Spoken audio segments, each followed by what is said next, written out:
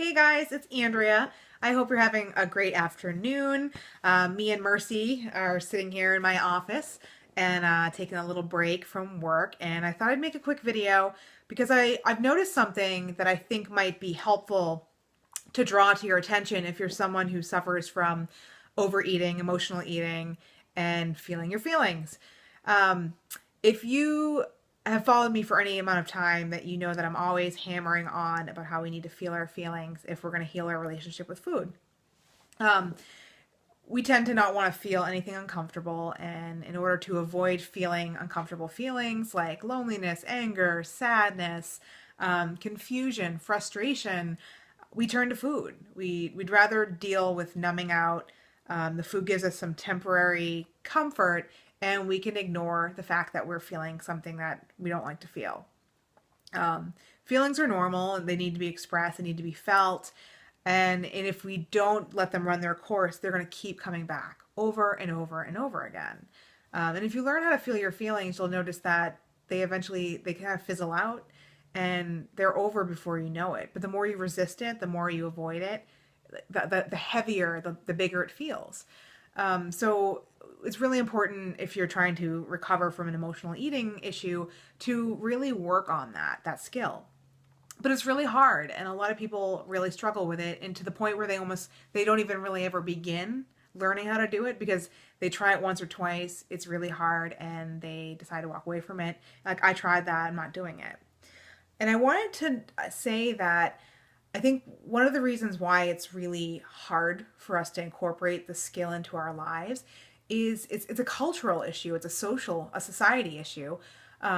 Notice Think about like the last time you expressed to someone, whether in person or on social media, that you were having a bad day or that something wasn't going well in your life. What's the response you usually get? I'm guessing, I'd put money on it, that it's something like chin up or stay strong or be positive.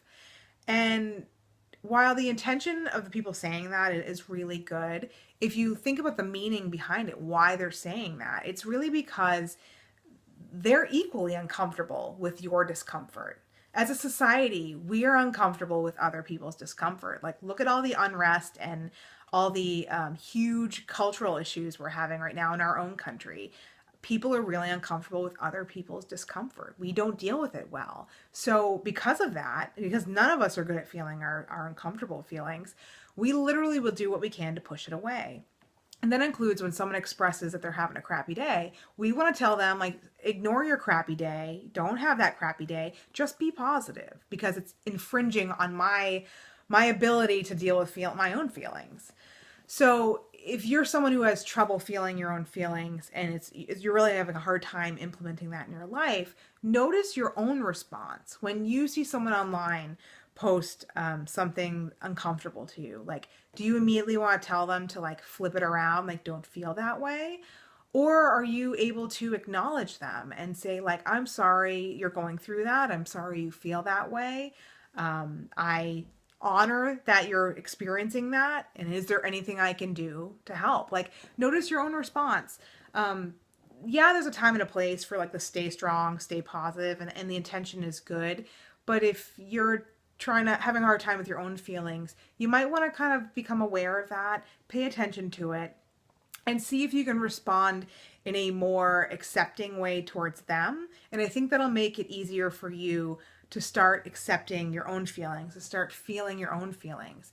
And you'll notice that when you can sit with someone else's uncomfortable feelings and just sit with them and be with them, if you have a friend who's experienced like the loss of a parent, or if you have a friend who's going through a divorce, or maybe you know someone who's recovering from a serious illness, can you just be with them? And when they have their crappy days, can you let them have those days and not need to change it, not need to resist it, not need them to do a 180 for you? Can you sit with them? And if you can do that, then you'll find that your own feelings, when they come up, it'll be a little bit easier. Still going to be challenging. It is. It's hard work, but this is really an important part of healing your relationship with food, is getting comfortable with a lot of uncomfortable things. It's really like the hallmark of healing a relationship, and you're gonna feel uncomfortable. You're gonna feel uncomfortable a lot, And if you're willing to face the uncomfortableness, you're going to make some amazing progress. And I have every faith that you can do that. So that's all for today. I'm sorry, I was trying to keep this short, but I kind of tend to babble. If you have any questions, feel free to ask them in the comments or contact me privately. I'm always happy to answer them. And if you're struggling with your own food issues and you want some help, considering scheduling a consultation with me, it's free, and we can do video chat just like this. Only I won't let the cat in the room when I do that. I'm professional. We can also meet in person if you live in southern New Hampshire and it's convenient for both of our schedules. And I also do phone calls. But let's chat and let's see if we can get you feeling your feelings and healing your own relationship with food. Have a great day. Bye.